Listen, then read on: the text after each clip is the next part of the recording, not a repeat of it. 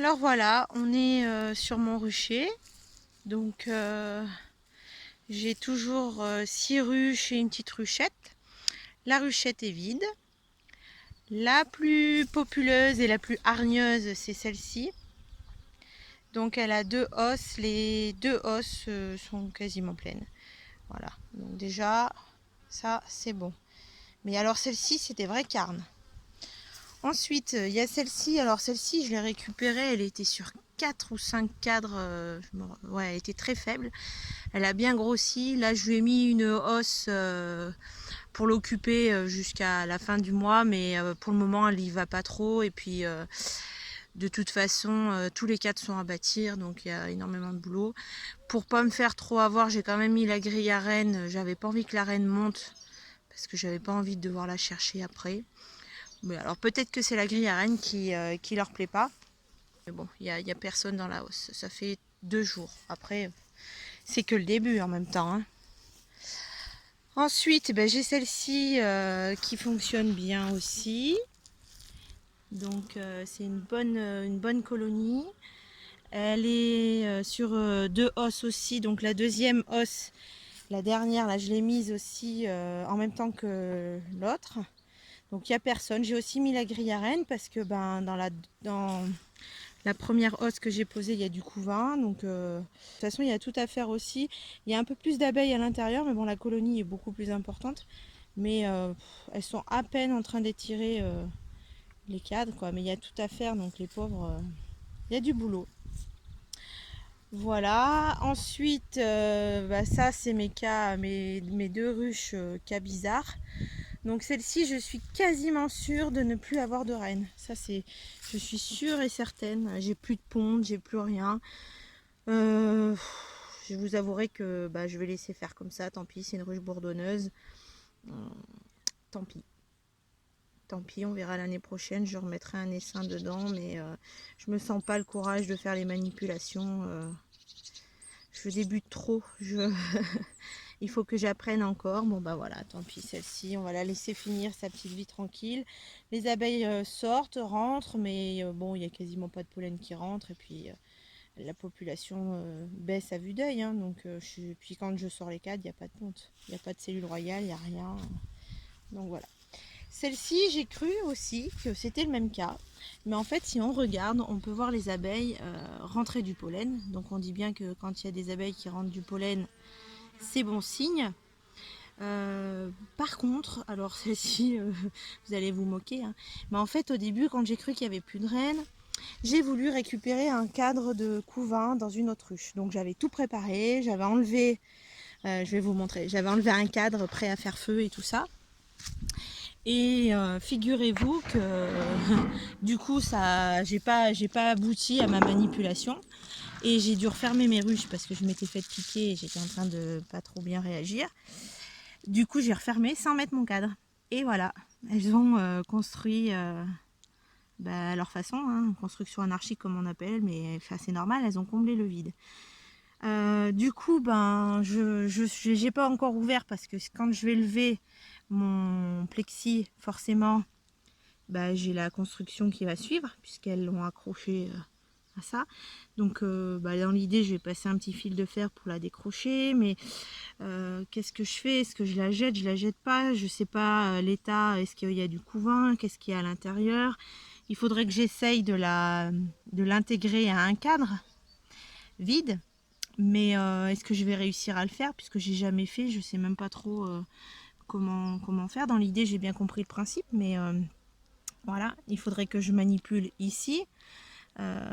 Sachant que je suis obligée de garder mes gants puisque je voudrais pas faire une réaction à une piqûre. Donc avec les gants pour travailler, c'est pas top du top, mais bon. Donc voilà, donc la colonie est toute petite. J'ai vraiment cru qu'il y avait plus de reines. Hein. Et puis déjà, on voit beaucoup moins de bourdons par rapport à l'autre. L'autre, quand j'ouvre, il y a énormément de bourdons. Là, il y en a beaucoup moins. Et puis, je vous dis, la rentrée de pollen à l'entrée de la ruche, voilà. Ouais, voilà, il y en a quand même. Hein. Donc pour moi, il y a une jeune reine, le temps qu'elle se mette au travail et tout, mais bon, c'est assez compliqué. Voilà, et donc alors là, je vais vous faire voir du coup celle-ci. Celle-ci, j'avais mauvais espoir aussi au départ. Au tout début, elle perdait du poids, la reine avait dû se mettre en arrêt de ponte. Et puis j'ai cru qu'elle était perdue aussi.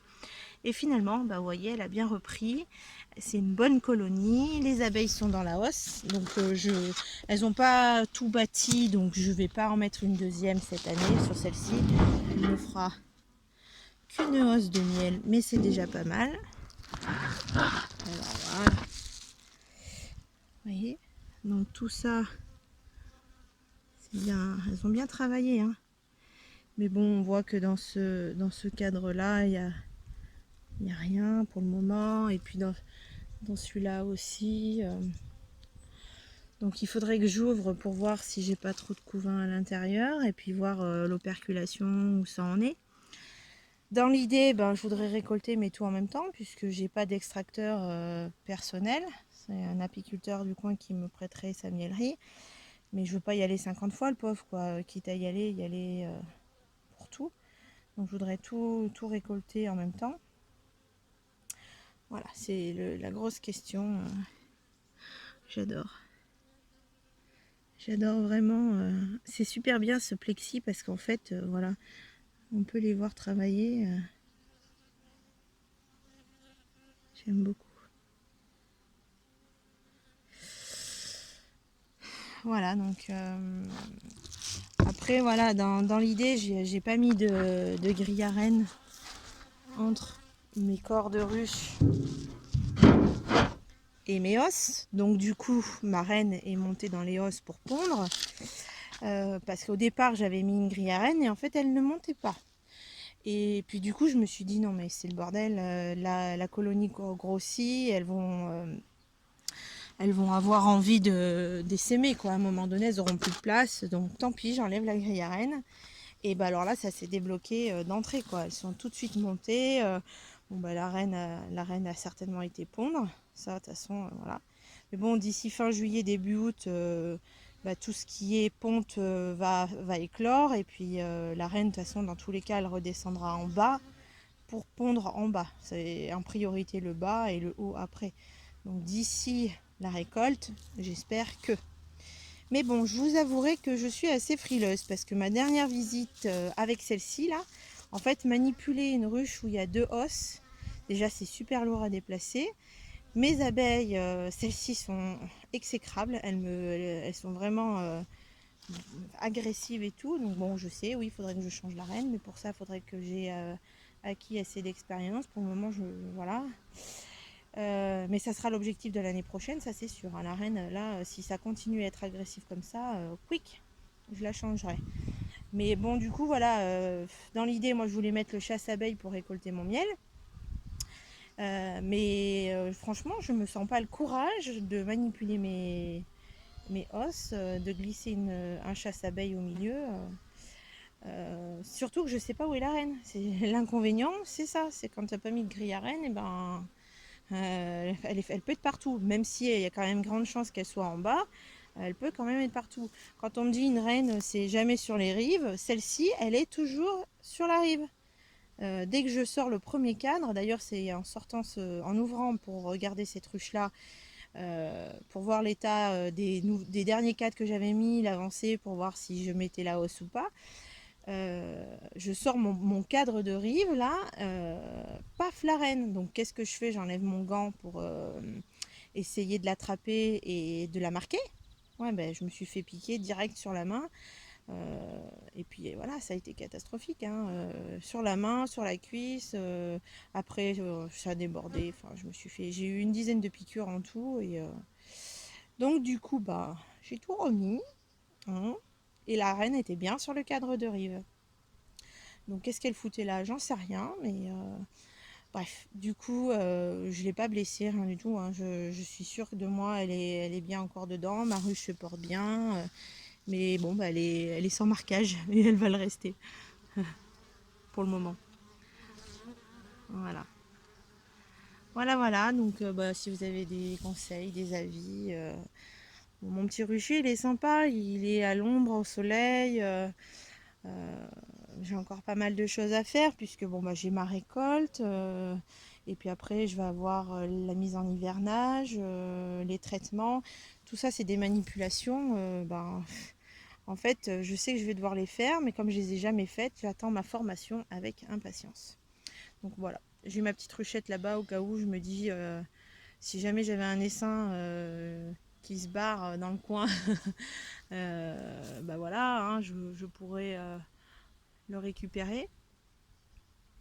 Donc en termes de récolte ici, donc on était sous les acacias. Bon, bien sûr, le cassia est terminé. Le tilleul dans le coin, il est aussi sur la fin, quasiment. Il n'y a quasiment plus de tilleul. Et sinon, c'est les châtaigniers, le tournesol. J'ai un grand champ de tournesol derrière là-bas. Voilà. Tout au fond, derrière, là, même pas 2 kilomètres, j'ai le Mourgon qui passe. Donc c'est génial, elles ont de l'eau. Non, c'est super intéressant. Voilà. Donc le tout, c'est vrai qu'en fait, un apiculteur qui me dit qu'il est allergique aux abeilles, je me dis non mais comment il fait? Parce que pour échapper aux piqûres, c'est impossible. T'as beau faire attention, enfin franchement. Donc moi je ne suis pas allergique forcément. Enfin je sais pas, mais j'ai quand même mal réagi suite à mes dernières piqûres. Et du coup je me dis manipuler toute seule, se faire piquer s'il m'arrive quelque chose, ben voilà. Donc du coup j'hésite un peu. J'hésite un peu. Voilà, qu'est-ce que vous feriez? De toute façon, l'autre, elle est tellement... Tiens, je vais vous faire voir avant de partir. Celle-ci, la différence avec les bourdons. Quand on ouvre, vous allez voir tous les faux bourdons qu'on peut voir à travers.